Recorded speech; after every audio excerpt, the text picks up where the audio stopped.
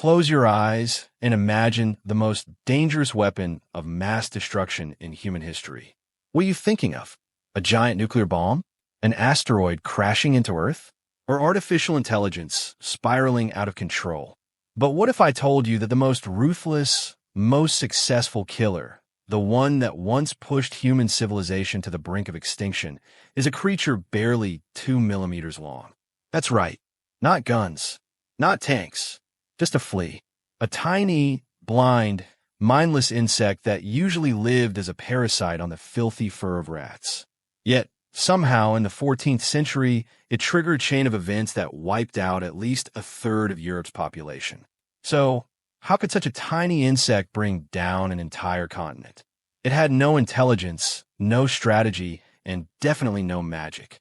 Today, we are going back in time to the darkest period in history to dissect this ancient biological weapon. And I promise you, halfway through this story, you will discover a truly shocking truth. That deadly flea didn't just bring death, but in an incredibly ironic way, it was the very thing that indirectly created the modern world and the freedom you enjoy today. It all started with the real mastermind hiding inside the flea, a bacterium called Yersinia pestis. The flea itself didn't want to kill humans. It only wanted to do one thing, which is suck blood to survive. However, when a flea accidentally sucked the blood of a rat infected with Yersinia pestis, a biological tragedy began. According to researchers, once inside the flea's stomach, this bacterium multiplied at a terrifying rate. They created a thick, sticky mass that completely blocked the flea's esophagus. The result? With a blocked stomach, the flea couldn't swallow a single drop of blood. It began to starve. And when a creature starves, it goes crazy. This ravenous flea started jumping from one dead rat to another, and eventually, when there were no rats left, it jumped onto humans. It bit frantically into our flesh. But because its esophagus was blocked, the blood couldn't flow into its stomach. This caused the flea to regurgitate that blood, carrying thousands of Yersinia pestis bacteria straight back into the bite wound, directly into the human bloodstream. With just a tiny bite, smaller than a mosquito's, Pandora's box was officially opened. Historical records show that in 1347, a fleet of merchant ships from the Black Sea docked at the port of Messina in Italy. When the people on the shore joyfully went to greet the ships, they stepped onto the deck and witnessed a scene straight out of a horror movie. Most of the crew were dead. Those still alive were barely breathing, their bodies covered in swollen lymph nodes the size of apples, oozing blood and pus, their flesh turning a necrotic black. That is why it was called the Black Death.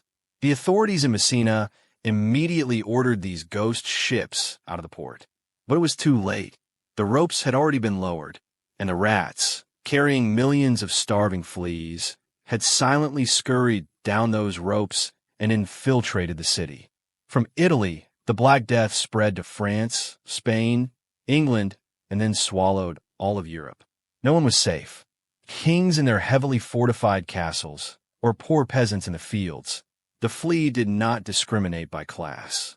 According to many estimates by historians, in just about 5 years, the Black Death wiped out tens of millions of people, equivalent to at least a third, and in some areas, half of Europe's population at the time.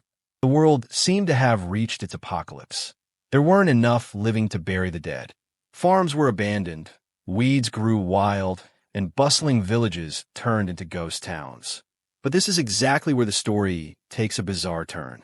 Let's pause for a moment. If a disaster wiped out a third of the population, you would think that civilization would completely collapse and return to the Stone Age, right? The truth is the exact opposite. The Black Death, from the perspective of many modern economists and historians, was actually the most ruthless push that steered the course of human history, shattering an exploitative system that had existed for centuries, feudalism. Imagine you are a peasant in Europe before 1347. You are tied to the land of a lord. You work exhaustingly from dawn to dusk, hand over most of what you produce, and have no right to leave for another place. Your life is cheap because there are millions of other peasants ready to replace you. Human labor at that time was cheaper than dirt. But after the pandemic swept through, everything flipped upside down. Suddenly, the lords looked out over their vast fields and realized there was no one left to harvest the wheat. Supply and demand shifted spectacularly. When the labor supply dropped by a third, the surviving peasants suddenly possessed a power their ancestors never had: bargaining power. If a lord didn't pay high wages, the peasants simply packed up their hoe and moved to the estate of another lord who was desperate for workers. For the first time in history, the poorest people could demand to be paid in cash instead of just receiving a small fraction of wheat. They demanded lower taxes. They demanded the right to move freely. Historical documents show that just a short time after the plague, the living standards of ordinary laborers skyrocketed. They started eating more meat and wearing better clothes. The massive wealth that was once concentrated in the hands of a small group of nobles was now being redistributed. And here is the next domino effect. When people had more money, they started buying things. Trade recovered. The survivors, realizing that life was incredibly fragile, stopped focusing solely on salvation in the afterlife and began investing in enjoying their present lives. They funded art, education, and architecture. It was this radical shift in mindset and the massive wealth transfer that laid the fertile ground for one of the most brilliant eras in human history, the Renaissance. Without the Black Death collapsing the old order, we might have had to wait hundreds of years more to witness the scientific inventions, the paintings of Leonardo da Vinci, or the birth of the middle class.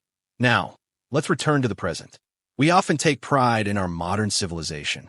We have skyscrapers, the Internet of Things, and flights into space. We think of ourselves as the masters of this planet, holding absolute control over our own destiny. But the story of the 14th century Flea is a chilling reminder. It shows us that human history isn't always dictated by great kings, brilliant generals, or flashy technological inventions.